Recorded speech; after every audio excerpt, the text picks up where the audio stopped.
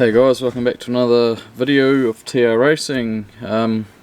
Today I'm getting the car ready for the dyno. Just going to go and see Mike at Diesel & Turbo. He looks after all of our cars, one that's not running yet either. But I've got to just prep a few things before I take it there, so there's no mucking around and don't muck the mic around either. So I've just got to move a bit of stuff around in the boot and move the computer cover down where the Haltech's sitting. Just makes it easier for when we're there, just plug everything in and don't have to muck around when you're there. So pretty much just gonna today we're going to be wiring in the aftermarket fuel pump relay. I have a feeling, because this engine setup used to be in the old car, which is now the track car, this car's still got a factory fuel pump relay, and I'm running the battery in the boot, so it's getting power's getting from the back of the car, travelling to the front of the car, then back to the fuel pump relay in the boot. So I have a feeling we've got a bit of a voltage drop there, especially running a bigger fuel pump.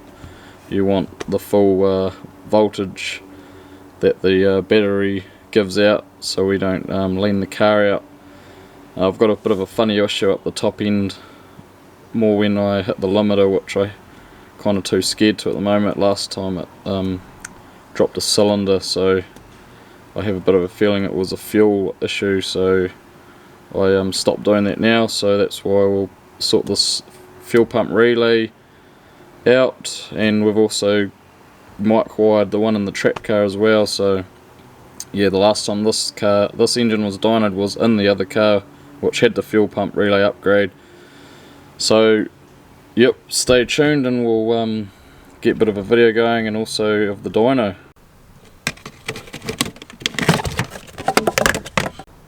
As you can see here guys, I've got the Haltech mounted up on. I made that nice plate that the Haltech's bolted up to, and the relays over there.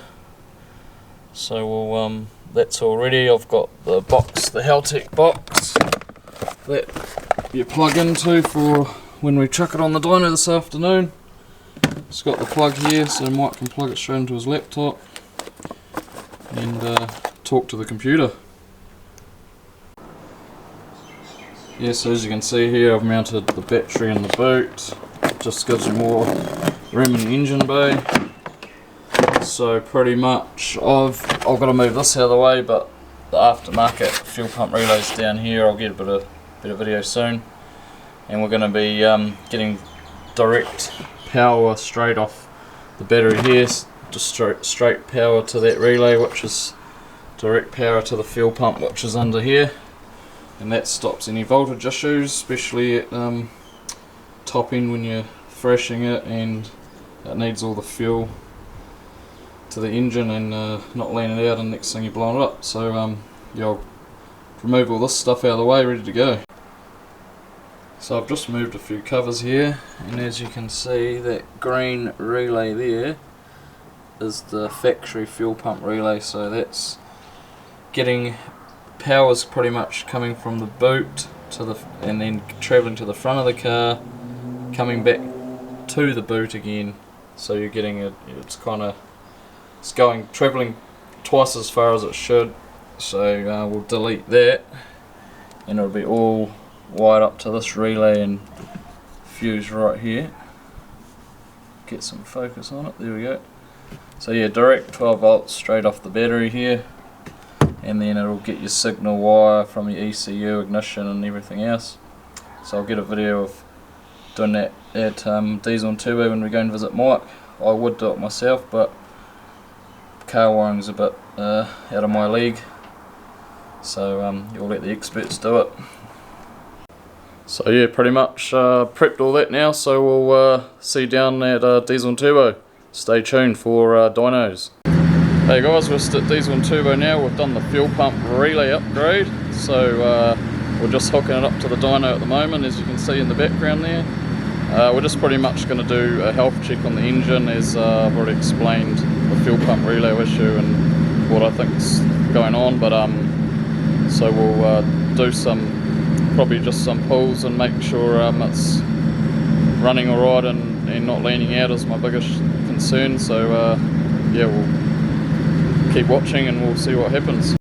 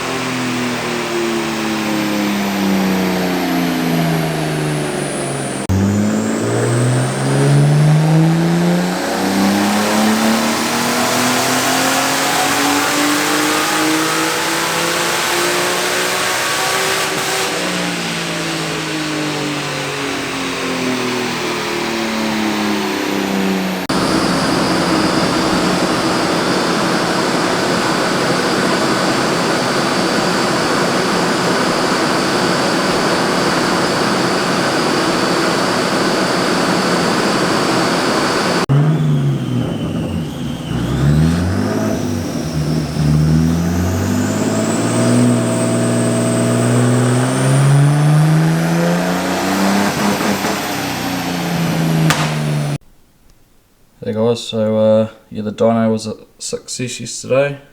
As you can see, we've wired in, well, Mike's wired in the aftermarket fuel pump relay, so we've got that red wire there goes directly to our battery on our positive. So yeah, you've only got 12 or battery power across that distance instead of going from the battery on the boot to the front of the car back to the back of the car.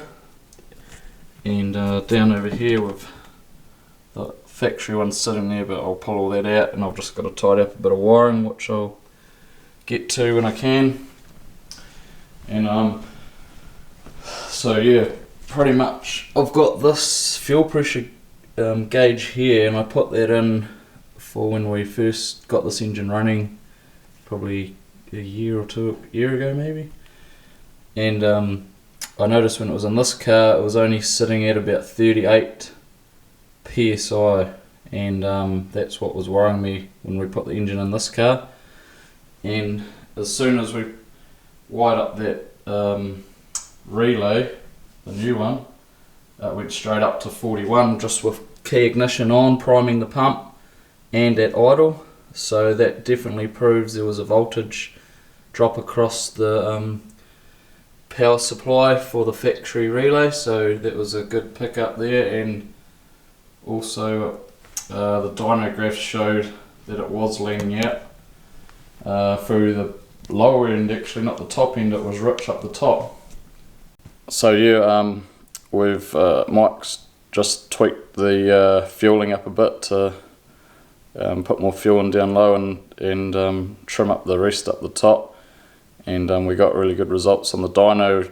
This dyno graph shows exactly the same lines as the old dyno graph that used to be, this engine used to be in the old car. So yeah, it looks like it's really healthy, and we sorted out the limiter issue was actually the whole reason I was keen to get it on the dyno, because it was really strange.